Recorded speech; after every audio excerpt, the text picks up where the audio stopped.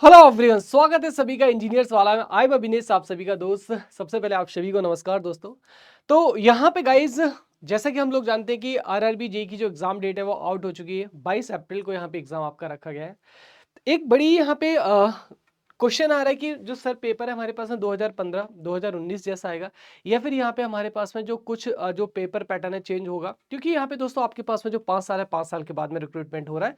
तो यहाँ पे डिफरेंट डिफरेंट जो पॉइंट्स है यहाँ पे, तो जो पॉइंट ऑफ कॉन्फ्लिक्शन है उसके ऊपर अपन यहाँ पे बात करेंगे और देखेंगे कि यहाँ पे जो एक सर्टेनिटी है यहाँ पे किस तरीके से दूर की जा सकती है, जो अनसर्टेनिटी है। तो यहाँ पे सबसे पहले बेटा, जैसे हम लोग जानते हैं कि यहाँ पे हमारे पास में गए जो एग्जाम डेट है, एग्जाम डेट यहाँ पे आ चुकी है। और ये जो एग्जाम डेट है यहाँ पे आपके पास में कितना रखे है, 22 अप्रैल है ना। तो यहाँ पे 22 है ना, तो 22/04 और 2025 को आपका जो एग्जाम है यहाँ पे आपका शेड्यूल्ड किया गया है ना। अगर भगवान की दया से सब कुछ अच्छा रहा और लोको पायलट जैसा अगर कुछ भी ना हुआ, तो यहाँ पे सब कुछ आपका अच्छे से होगा। एंड वी विश कि आप सब कुछ अच्छे से हो यहाँ पे, और आपका जो एग्जाम है यहाँ पे अच्छे कि यहाँ पे सुनियोजित तरीके से यहाँ पे आपका एग्जाम कंडक्ट हो जाए। अब देखो यहाँ पे दोस्तों हम लोग बात करते हैं कि यहाँ पे 2015 का हमारे पास में पेपर आया था, 2019 का पेपर आया था। तो यहाँ पे क्या सेम पेपर आएगा हमारे पास में 2024 में, या फिर यहाँ पे पेपर जो आपके पास में जो एग्जाम लेवल है वो आपका चेंज होगा यहाँ पे? क्योंकि भाई देखो 2019 में आपका लास्ट रिक्रूटमेंट हुआ था। तो अगर हम यहाँ पे बात करें कि लास्ट रिक्रूटमेंट कब हुआ था, 2019 में हमारे पास में हुआ था, 2024 में कैसा आ सकता है? तो हाउ एवर गाइस, यहाँ पे देखो ये सारी चीजें आपको पता है, बस यहाँ पे फिर भी आपको शॉर्ट यहाँ पे ग्लिम्स दिया है। तो जैसा कि हमें पता है कि नॉन टेक्निकल 50 नंबर का, टेक्निकल हमारे पास में कितना है 50, टेक्निकल हमारे पास में 100 नंबर का, 150 नंबर का हमारे पास में पेपर है।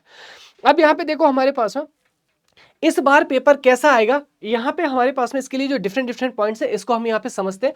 तो सबसे पहले हमें यहाँ पे क्या पता होना चाहिए, जो हमारे पास में जो पीवाईक्यू क्वेश्चंस है हमारे पास में, पीवाईक्यू क्वेश्चंस यहाँ पे हमें पता होने चाहिए कि आखिर में जो पीवाईक्यू है, पीवाईक्यू हमारे पास में कैसे आए थे। तो अब जैसे यहाँ पे इलेक्ट्रिकल की हम बात करेंगे, तो यहाँ पे कुछ क्वेश्चन की बात करें, सिविल मैकेनिकल में भी सेम ऐसे क्वेश्चन आपको मिलेंगे, वन लाइनर। तो जैसे कि यहाँ पे लिखा है सिंक्रोनस स्पीड ऑफ अ 3-फेज induction motor having 20 poles and connected to 50 hertz, है ना। मतलब यहाँ पे किसी को अगर कुछ आता भी होगा ना, तो हमारे पास कितना कर देगा, 120 एफ अपॉन पी कर देगा। वो क्या कर देगा, सिंपल 120 एफ अपॉन पी कर देगा हमारे पास में ना।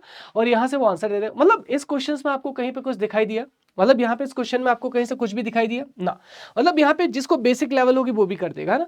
तो ये देखो 2019 का क्वेश्चन है। देन वंस अगेन हमारे पास है EMF generator is depend on, है ना। मतलब हर किसी को इक्वेशन आता होगा हमारे पास में, ई इक्वल टू कितना होता है हमारे पास में, ये होता है आपके पास में P5 Zn divided by 60 into A, like this, है ना। इस तरीके से हमारे पास है सेम जो सिविल एस्पिरेंट्स है, मैकेनिकल एस्पिरेंट्स है, उसमें भी ऐसे क्वेश्चंस पूछे जाते हैं। और यहाँ पे अगर हम बात करें तो नेटवर्क में देखिए यहाँ पे क्या पूछा गया हमारे पास है कि what will the value of current in ampere flowing through the 8 ohm resistance. कुछ करना है, जस्ट एक नोडल इक्वेशन यहाँ पे लगानी, कुछ भी नहीं करना आपको। उसके बावजूद यहाँ पे कैलकुलेटर अलाउड है आपके कैलकुलेशंस के लिए। इसके बाद अगर हम बात करें हमारे पास है तो ओम्स लॉ के ऊपर simple V equal to IR लगा दोगे यहाँ पे, है ना। क्या दे रखा है आपको यहाँ पे, ओम यहाँ पे दे रखा है, रेजिस्टेंस दे रखा है, करंट आपको यहाँ पे दे रखा है ना। तो यहाँ पे कुछ नहीं करना है आपको, बहुत ही सिंपल लेवल के जो क्वेश्चन यहाँ पे आए।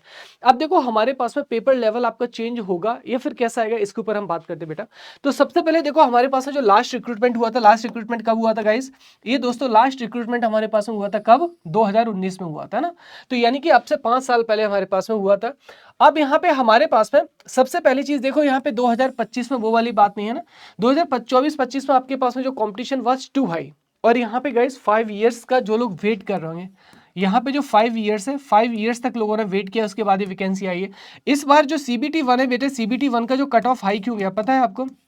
क्योंकि यहाँ पे हमारे पास में सबसे ज्यादा जो एस्पिरेंट्स जो फॉर्म भरे थे वो नॉन टेक्निकल बैकग्राउंड से इस एग्जाम में सबसे ज्यादा आए थे। जो लोग यहाँ पे एसएससी की तैयारी कर रहे हैं, CHSL हो आपके पास, एसएससी CGL हो, इवन बैंकिंग, तो ऑब्वियस ही बात उनका नॉन टेक काफी अच्छा होता है, क्योंकि वो उसी के ऊपर दिन रात काम कर रहे हैं। तो इसकी वजह से आपने देखा होगा कि यहाँ पे बहुत सारे आपके दोस्त ऐसे होंगे जिनके 90 तक नंबर यहाँ पे CBT 1 में जो गए हैं, और ऐसे बहुत सारे स्टूडेंट यहाँ पे हैं मेरे कॉन्टैक्ट में जो कह रहे हैं कि सर यहाँ पे किसी के 91 या फिर 90 जो हमारे पास नंबर है वो लेकर आए। रीजन बिहाइंड इट कि हमारे पास में जो आपका नॉन टेक्निकल भाई जो यहाँ पे सालों से उसी को पढ़ रहा है, तो ऑब्वियस सी बात है उसकी उसमें कला बहुत अच्छी होगी। तो यहाँ पे एक ये भी रीजन था आपके पास में कट ऑफ हाई जाने का, और कंपटीशन तो आपके पास में है ही सही ना। अब देखो यहाँ पे सर इस बार हमारे पास में कैसा आएगा, तो सबसे पहली चीज यहाँ पे बेटा हमारे पास में दिमाग में आती है कि इसके लिए हमारे पास है जो यहाँ पे आपकी जो बेसिक क्वालिफिकेशन है वो आपके पास में क्या है, आरआरबी जेई के लिए डिप्लोमा। हमारे पास में डिप्लोमा लेवल यहाँ पे क्या है, बेसिक क्वालिफिकेशंस है। तो ए लेवल का पेपर तो पक्का नहीं आएगा, और यहाँ पे ऐसा भी नहीं कि ईएसी लेवल पे चले जाए तो भूलकर भी आपको नहीं करना है। अब देखो जो मेरा यहाँ पे कयास कहता है कि यहाँ पे 2019 मतलब काफी टाइम चेंज हो गया, तो यहाँ पे आपके पास में कैलकुलेटर अलाउड है।